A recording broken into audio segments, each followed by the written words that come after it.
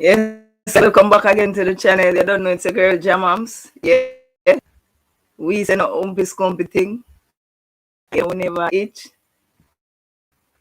Yeah, you don't know. So I jump straight into it, yes. And one for them jump on the channel.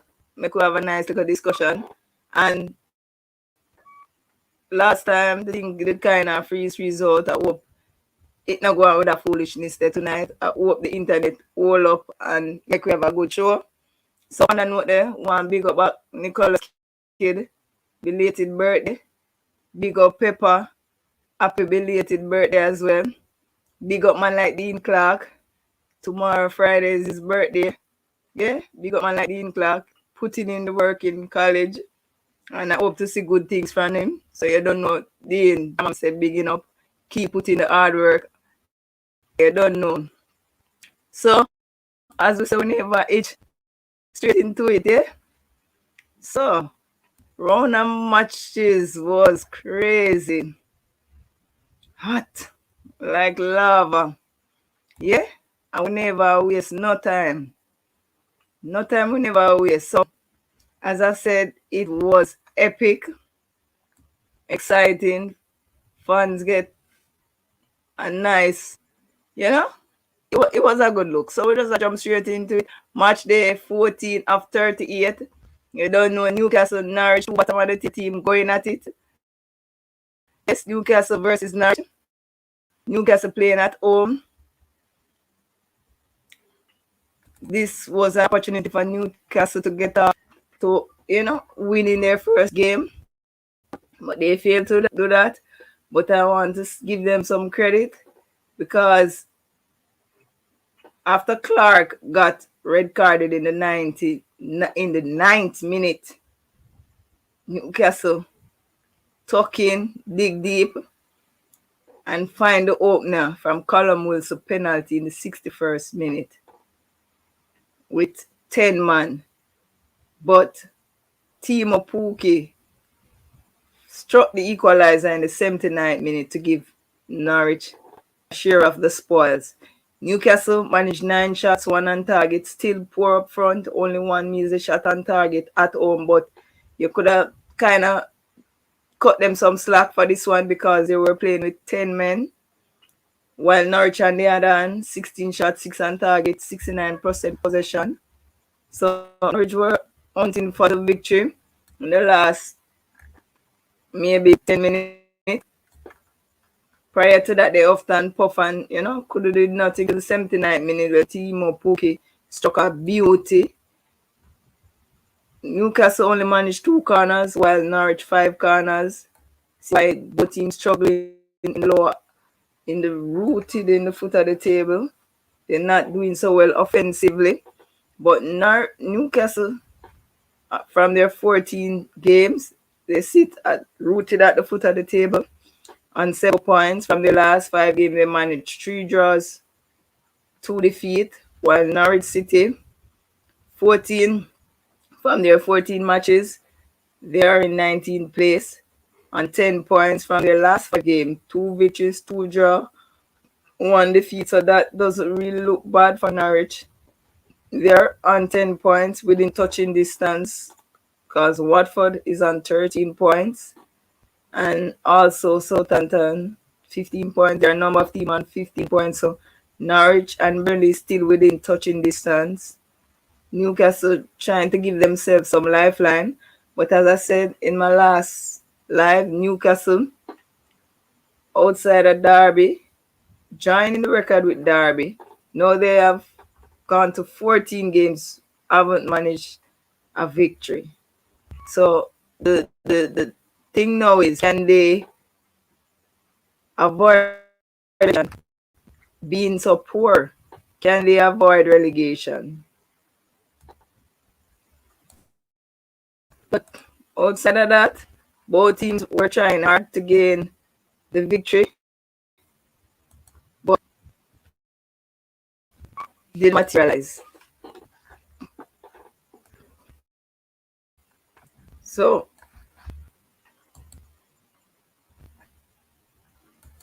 materialize to get a victory near team. So they have to settle for a point. So next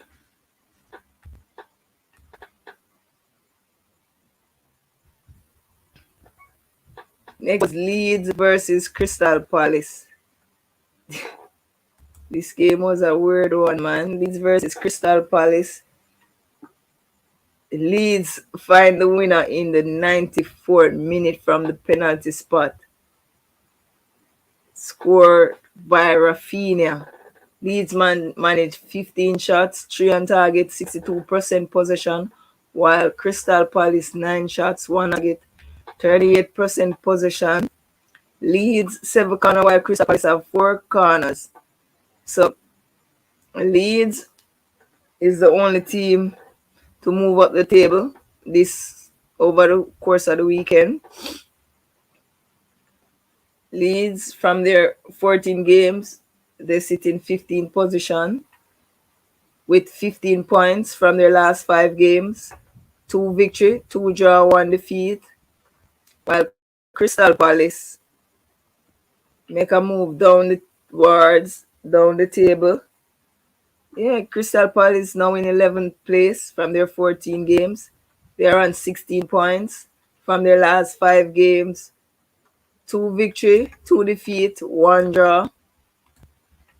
Yeah, and as I said, Rafinha finding the winner, giving Leeds a really important victory in this game.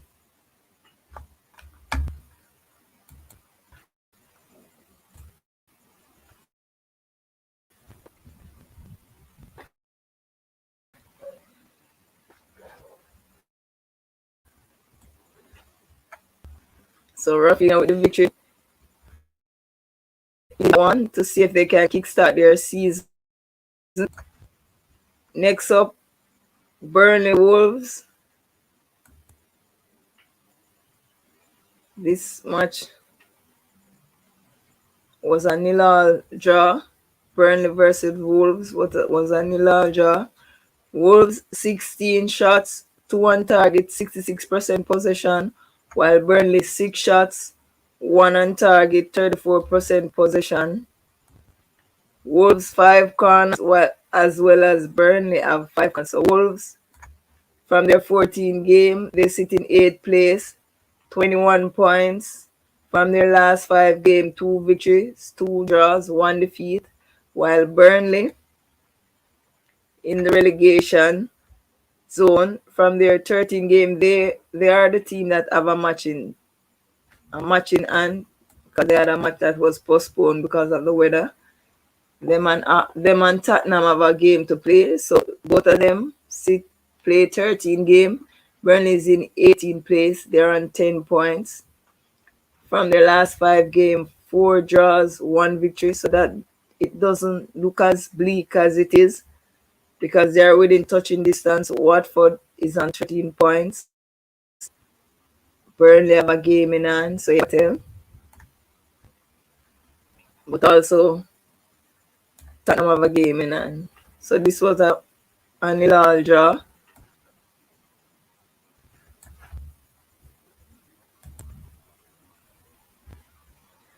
Guess both teams was trying very hard, but to no avail.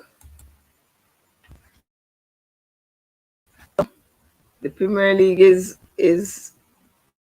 as always interesting, always hard, whether wherever you are in the table, it's always a hard fought game.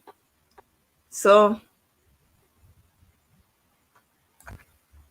we're now at Leicester. Southampton versus Leicester. This game ended in a 2-all draw. This game was like, yeah. Southampton managed 15 shots, 7 on target, 44% possession, while Leicester 15 shots as well, 6 on target, 56% possession. So this game was like back and forth. Both teams going for it, wanted the victory. Leicester managed 4 corners, while Southampton 2 corners. But Southampton, Jan Benarak struck in 3rd minute, giving Southampton the lead. Then Johnny Evans with a tap in 22nd minute to give Leicester the equalizer. Then Che Adams struck in the 34th minute. Then James Maddison early in the second half struck in the 49th minute. I really happy for James Maddison. But in this game, Jamie Vardy get one could have been the winner. And I don't know, he didn't capitalize, and that was quite unlikely of him. But that's how it goes. Sometimes he will miss sometimes he will score. That's how it is. But happy for Madison coming back into form after he was injured. He was out for a while, so he's coming back. And I like this little young player, Che Adams. He's been scoring some goals this season, looking promising. So Southampton, Leicester is in 10th place from their 14 game. They are on 19 points. From their last 5 games, 2 defeat, 2 draw, 1 victory, while Southampton is in 60th place from their 14 game. They are on 15 points. From the last 5 games, 2 victory, 2 defeat, 1 draw. There are a number of teams on 15 points and also a couple of teams on 60 points. So it's pretty much tight. Yes, very tight in the Premier League.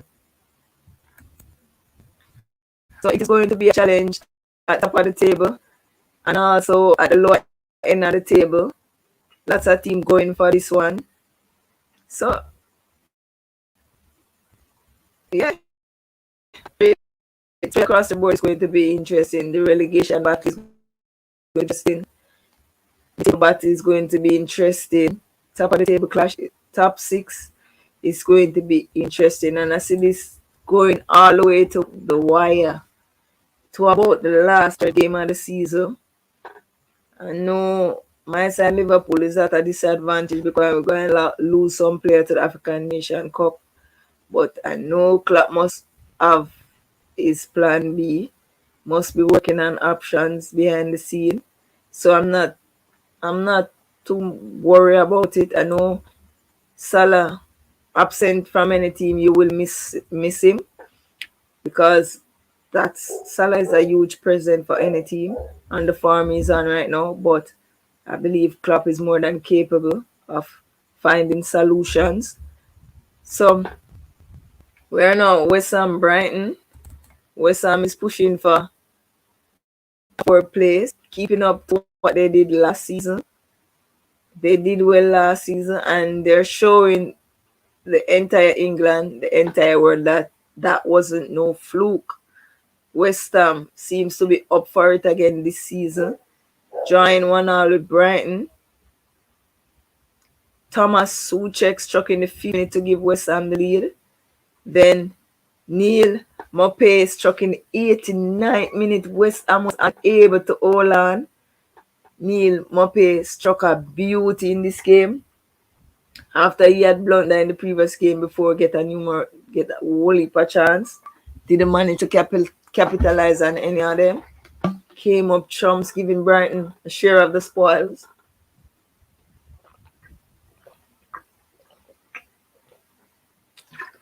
Struck a beauty in this one. So West Ham 14 shots, 6 on target, 34% possession. Brighton 9 shots, 3 on target, 66% possession. Brighton, they are a ball playing team. They manage 66% possession. They also manage 5 corners while West Ham have 9 corners. So West Ham still sit in 4th place. Same like they did last season. They were competing straight till about 10 match of the season, 10 to 8 match left in the season. Then they kind of fade off. But they're all in that 4th place, fending off Arsenal, Tottenham. I see this 4th place up for grabs.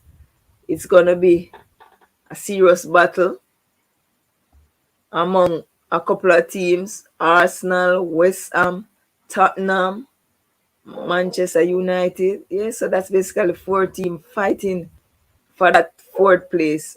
I see the top 3 already separate themselves because of the quality. bar any weird thing like what happened to Liverpool last season when they just mass a whole heap of injuries. So bar any of those craziness of last season, I see the top three remaining. The other going kind of move among these three teams back and forth. I think this going straight to the wire. But West Ham, credit is due to West Ham, still holding the fourth place.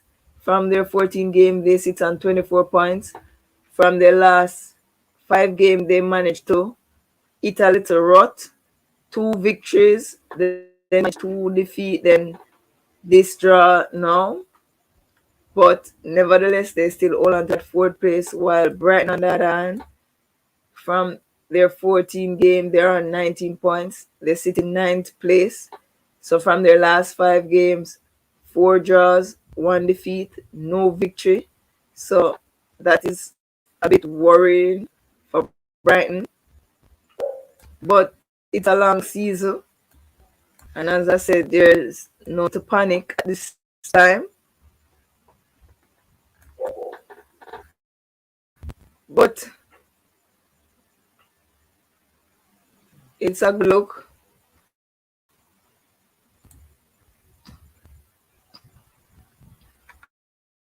It's still a good look. But next up is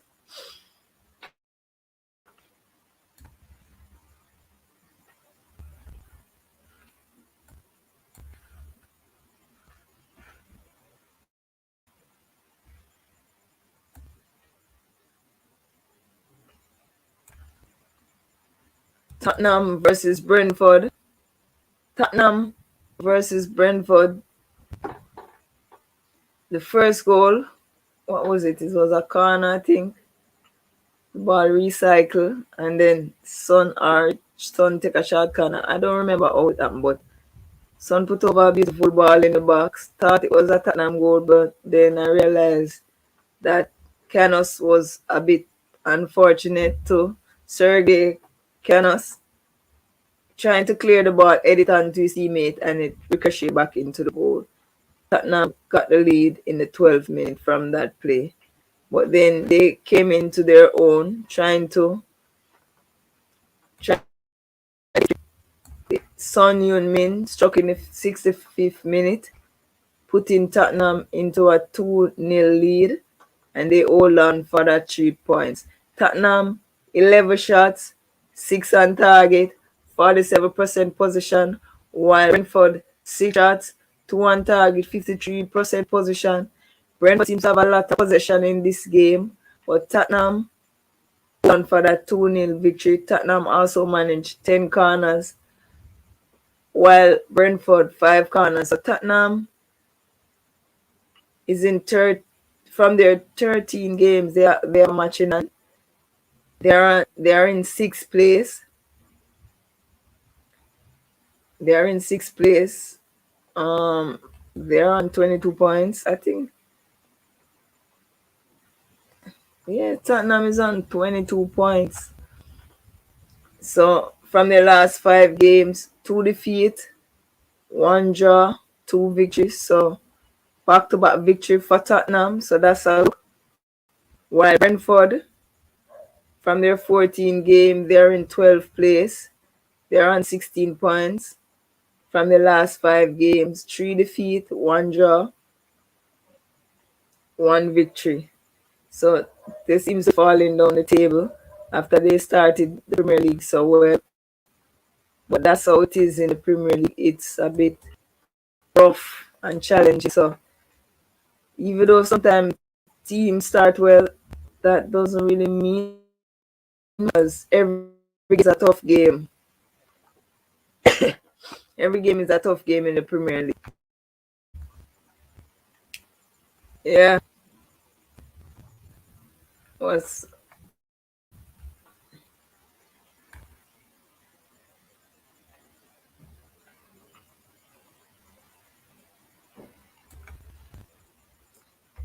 Next up is Chelsea versus Watford.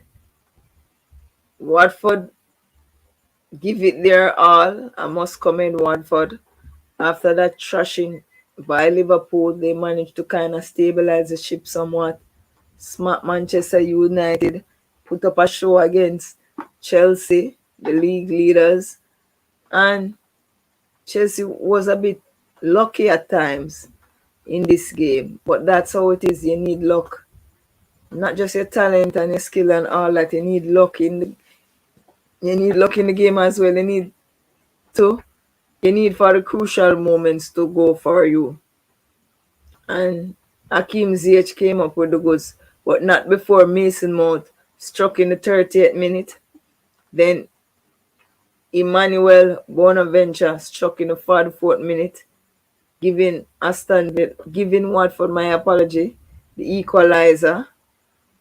But the champion of Europe struck in the 72nd minute, Hakim Ziyech, with the winner.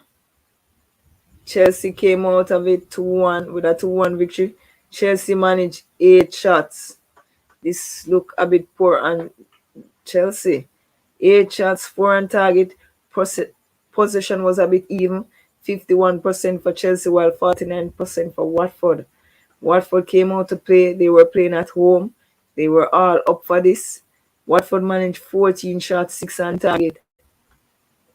What? Chelsea, 0 corner. This looked like it was a poor game Chelsea part. 0 corner, while Watford managed 6 corner. This is a bit weird.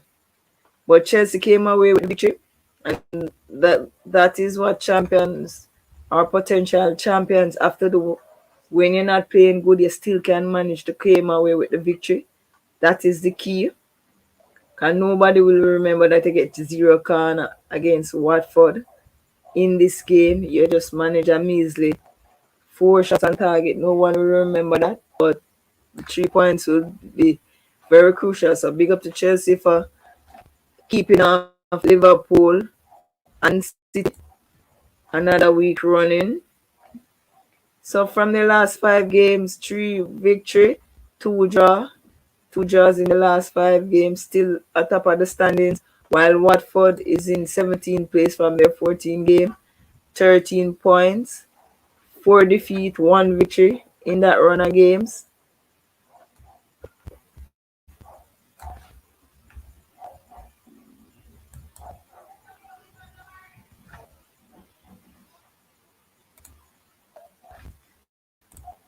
So seems like man them bug alive again, yes.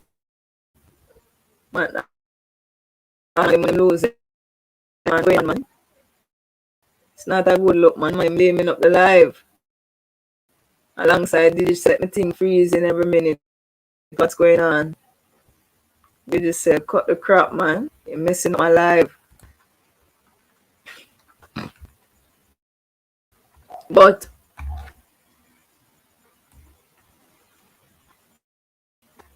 next up was Aston Villa versus Manchester City. Yeah. Ruben Diaz struck. Powerful driver. Yes. Find it in the 27th minute to give Manchester City the lead. Aston Villa, only Watkins seems to be doing well under Stevie Gerrard. Yes, only Watkins in the 47th minute finding the equalizer. No, it was Bernardo Silva struck in the 43rd minute before Aston Villa pull one back.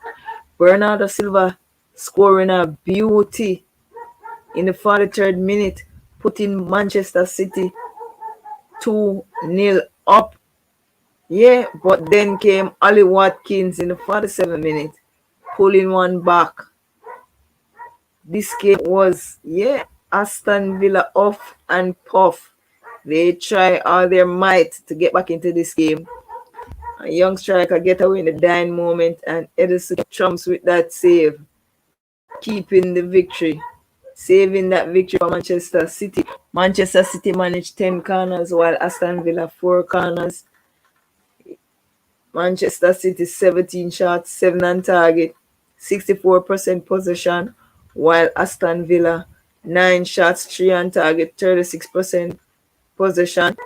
Grealish came on, got booed in the end. I don't know why they would have booed Grealish because he left, but they have to be, you have to understand that Grealish want to give himself a chance to win a trophy, want to see if he can step up to the next level. But they booed him. But Man City in second place from their 14 games. They're on 32 points, one behind the leaders. From their last 5 games, one defeat, 4 victories. Yeah, 4 victories. So, of the top 3 teams, City seems to have the best run in the last 5 games. 12 points. That's a good look.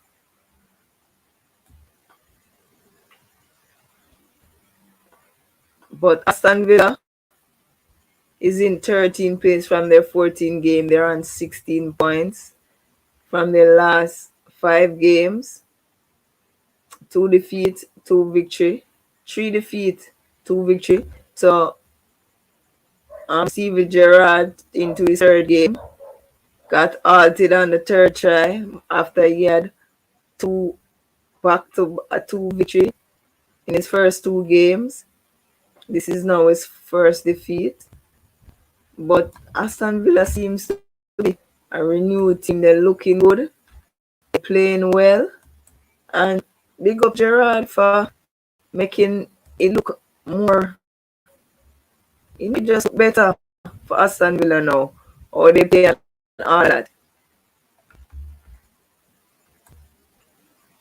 Then two big match of the round was Liverpool against Everton and Manchester United against Arsenal. Let's talk about the Manchester United game first against Arsenal. To me, this game was a battle for fourth place, and Arsenal seems to shot themselves in the foot in this one. Got away with a lucky goal by Emil Smith Rowe, but I just want to use this opportunity to say to all you Arsenal fans, when the table turn and things is not going your way, I don't want you to complain about referee. I don't want you to talk no bull because seems to be going your way right now with referees, what they're doing the game, and that the call is going for you. Because I was there watching that game.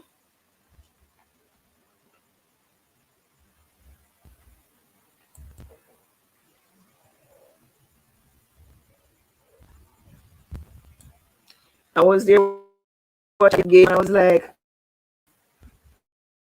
oh, it stood. The first goal that Arsenal scored. How could that goal stood? Even though it wasn't a foul. From the in the box, they couldn't have to tell that that wasn't a foul. They couldn't have tell that that wasn't a foul. Once the keeper down, the referee needs to blow the whistle. Didn't blow the whistle. Gifted ML Smith Rowe a goal. Gifted Arsenal the lead in the 13th minute. Yeah. But then Bruno Fernandes scoring for the first time in about 12 games. Score in the 44th minute to give Manchester United an equalizer. Yes, so the game started to get heated and all of that. Look at Spice get into it, yes. So in the second half, Cristiano Ronaldo struck in the 52nd minute. Then Martin Odegaard finding the equalizer 2 minutes later, struck in the 54th minute. Then he went and did the stupidest thing ever. Foul Fred. That was a stupid rubbish ass tackle. Okay, mate, a tackle like that in the box.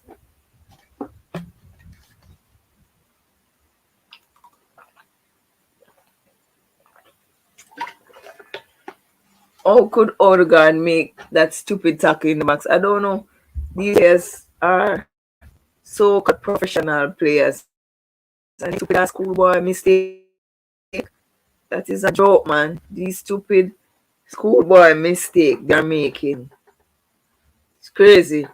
But Christie didn't care one iota. Christie struck from the penalty spot in the 78th minute, struck in a double. So Cristiano Ronaldo now score 801 top level goals in 1,097 games. Yes? And as I said, Bruno scores first goal in 16 games in this match. Seems to be struggling now, Bruno, because Manchester United is not getting so many penalty kicks. So he scored a lot of penalty last season.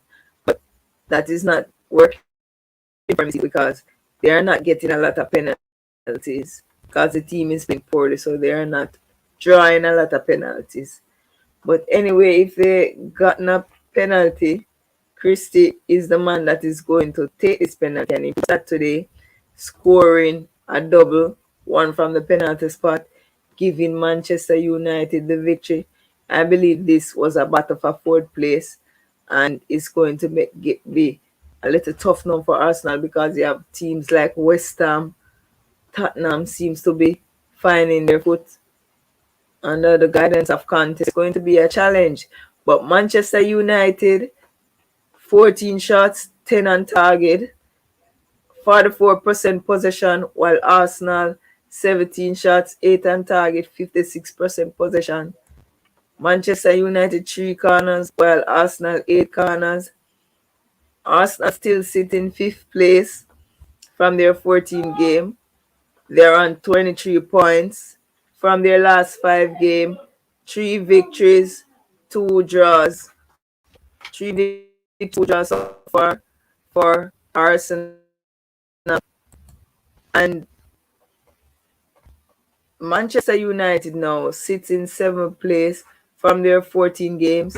They are on 21 points from their last 5 games. 2 victory, 2 defeat, 1 draw. So, as I said, this is going to be a challenge for all these teams competing for the 5th place. So, 5th to Leicester. I know Leicester is going to make a late push even though they start out poorly.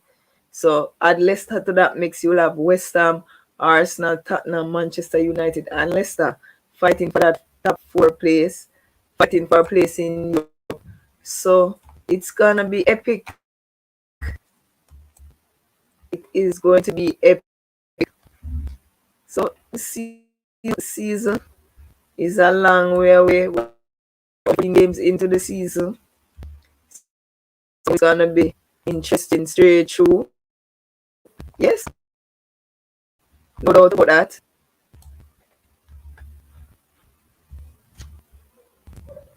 No doubt about that. That's the league is going to be interesting going into these games.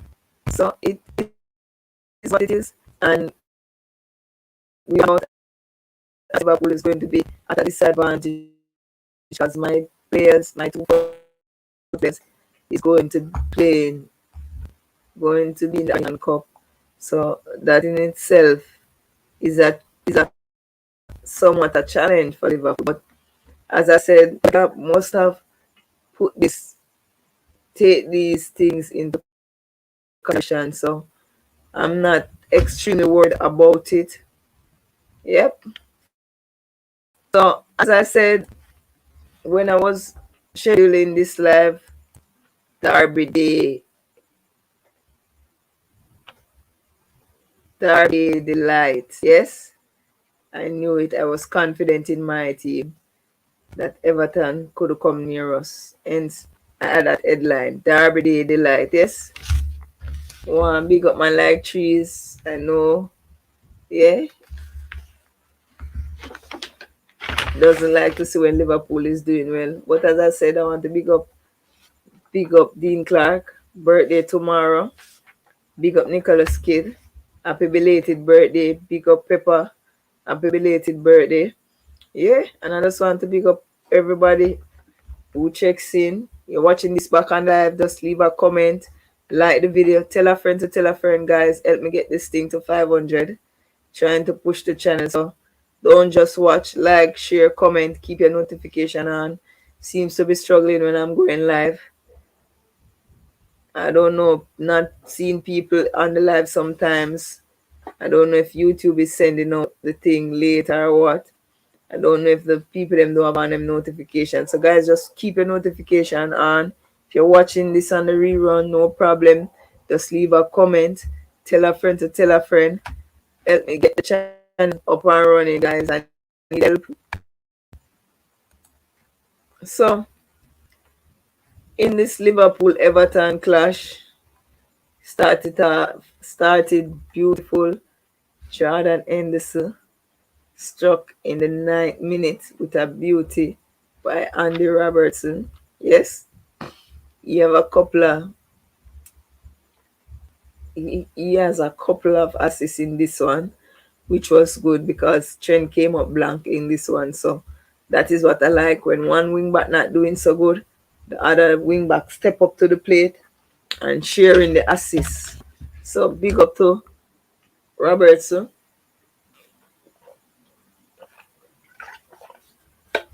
with 2 assists on the day, assisting that Jordan Henderson goal.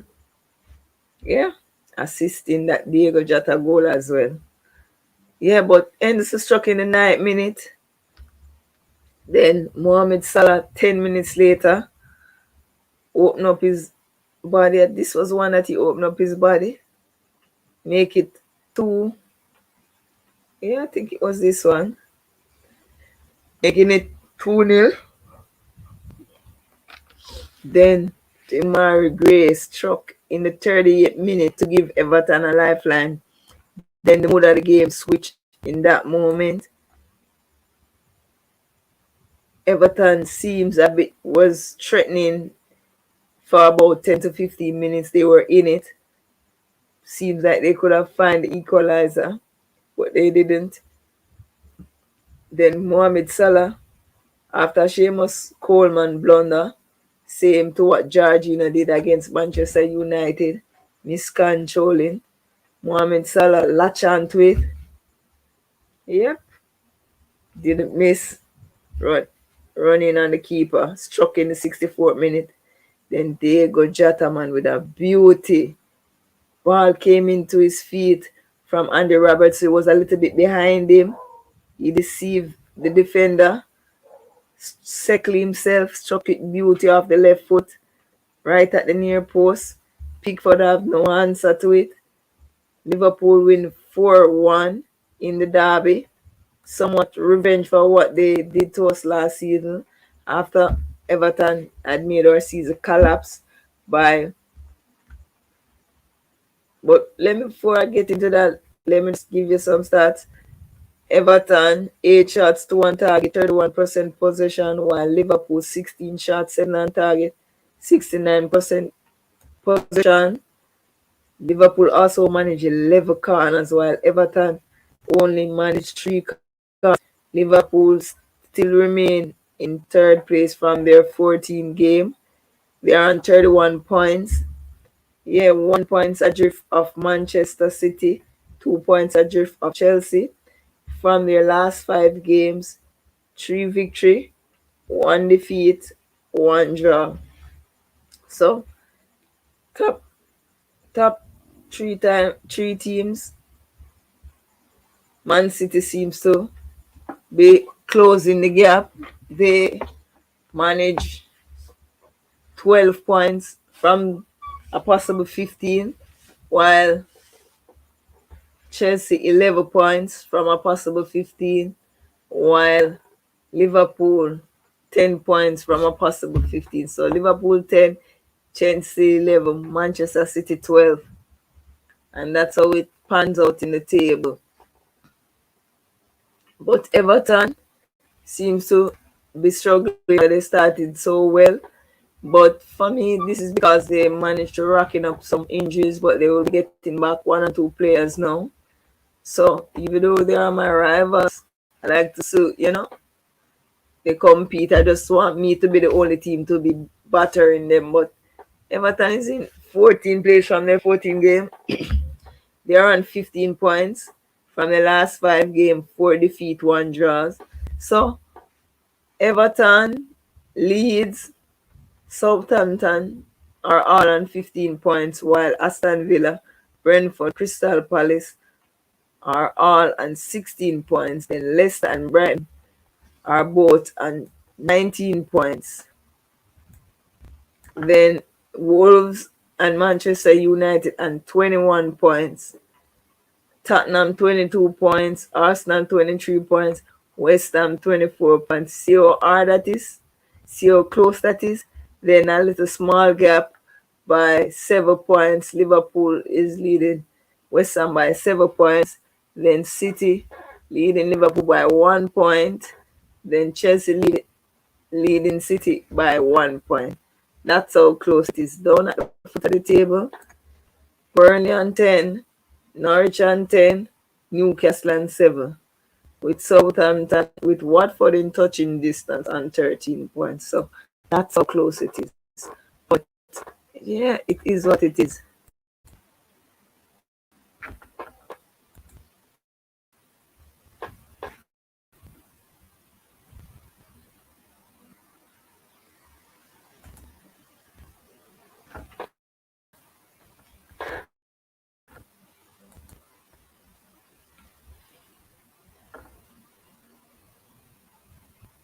So it's interesting. And as I was saying, Liverpool have now scored two. Liverpool have now scored two or more goals in the last 80 games, taking away that record from Sunderland. Yes, Sunderland was the last team to score two or more goals in that amount of game. We surpassed them now. So we're now in 18 games. So Sunderland was the last team to do it in 1927. That's how long it was. So yeah, so Salah is now on 110 goals from 172 games. Yes. And then, as I said, Cristiano Ronaldo score is 101 top level goals from 1,097 games. Bruno Fernandes, first goal in 16 games. So it's crazy, man. English Premier League. But leading goal scorer Mohamed Salah with 13, Jamie Vardy with 9, Diogo Jota on 8, Sadio Mane on 7, Cristiano Ronaldo on 6. So he seems to, after that double today, jump up to 5th, joined 5th. Couple of team players are on 5th. So that double lift him up to 5th place, joined with Emmanuel Buenaventure, Watford, Mikel Antonio, West Ham, Rafinha at Leeds. All of them, 4 persons, sits on 6 goals. Sadio Mane 7. Jota out in front on 13. So that's a good look. Then from the assist part, Mohamed Salah still leads on 8. Pogba second on 7. Trent didn't find any today. He still sits on 7. Gabriel Jesus on 6. Buenaventure seems to be doing the business, scoring and assisting. He's on 5. Kovacic is also on 5. So that's basically it. So as I said, guys, if you're watching back, just tell a friend to tell a friend, share, like, subscribe, keep your notification on. Yep. So Sunday again for the next live. And you don't know it's your jamams. And I'm saying this competing. So you don't know.